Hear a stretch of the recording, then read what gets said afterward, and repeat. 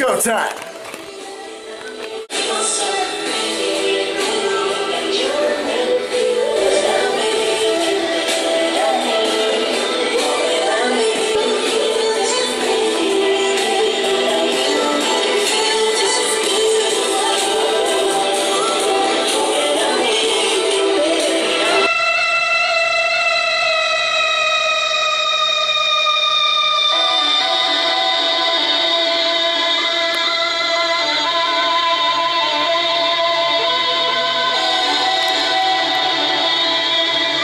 So yes, I'm jamming to the weekend as I get ready for my pre-workout, my gym time.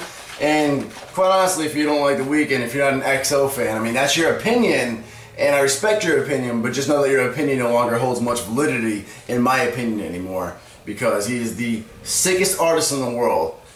Never goes mainstream. He's the one artist who's never even done an on-camera interview to date.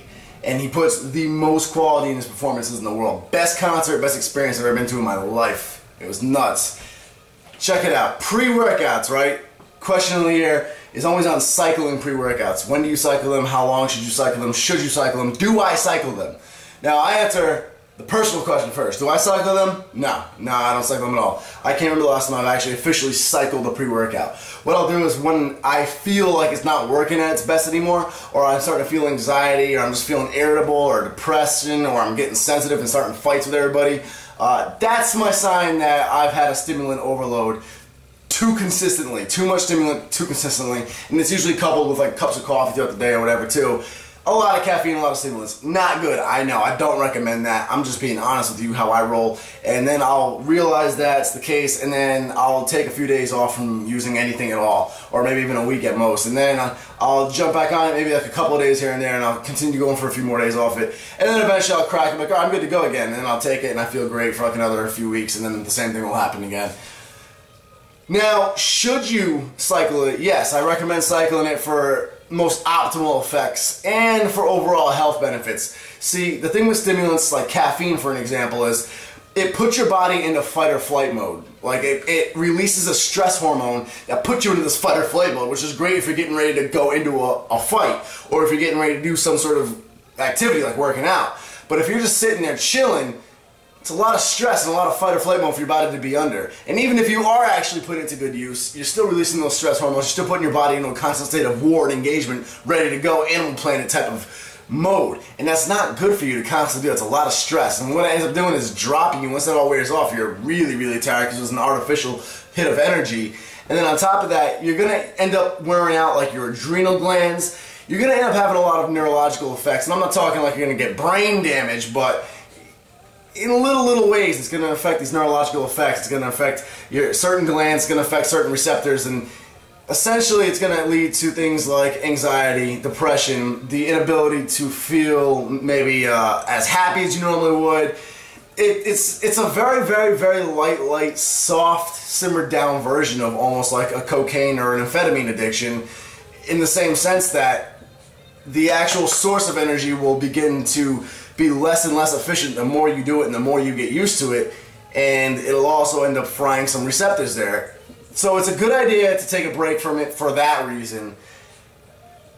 And as far as efficiency goes, you'll notice that after you take pre-workouts consistently for a long time, you stop feeling them as much. You go to the gym and they're just not doing it. You might kind of crash or fade away halfway through the gym, or it just doesn't ever hit you as hard as it used to hit you. That's another sign that you're getting too used to it. You need to take a little bit of a break. So reset yourself, give yourself a month off or so if you can to completely reboot, and then when you get back on the pre-workout, you'll find that it hits you even harder. Now, those of you who have never tried a pre-workout in your life, honestly, stay that way. My personal advice would be to stay that way. Don't even try a pre-workout. I trained for 5 years or so without ever using a pre-workout, and I was fine with it. I finally got introduced to them. The Arnold Classic of 2012, I want to say, was the first time I had actually done a legitimate pre-workout. I know, it was that recently. And I fell in love with them, obviously. I love them. I'm also a huge energy stimulant junkie as well, though. They become a reliancy kind of a thing. Whether people admit that or not, it's true. You end up feeling like you can't have as good a workout without them, and you end up really needing them for your workout. In fact, it gets to the point where it almost flips, where instead of just, if you walk into the gym, say you forgot your pre-workout, you walk in the gym without one, where it should normally be like, oh, okay, well, I'm just gonna have a good workout. I won't have my little boost today, but whatever. I'm gonna have a good workout like the good old days. It ends up flipping, and you're like, wow, I'm in the gym, but I don't have my pre-workout. This sucks. Workout's ruined. I'm done. This isn't even gonna be a good day at the gym. Not saying that's necessarily how you act upon it, but in the back of your mind, it's kind of the response you're trying to fall under once you become reliant on pre-workouts. So if you've never tried one, I recommend not even trying one. If you're able to cycle off of it and stay off of it, do it if you can. And for those of you who are using them consistently and regularly like myself, yes, I do recommend cycling off of them. And for those of you who are curious if I cycle off of it, no, because I'm a beast, I'm probably going to die at 25. So subscribe now, guys, for real information. Just being honest with you as far as my experiences with it, I told you what you should do.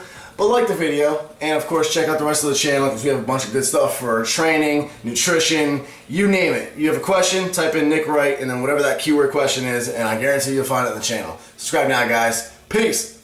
Get tingly.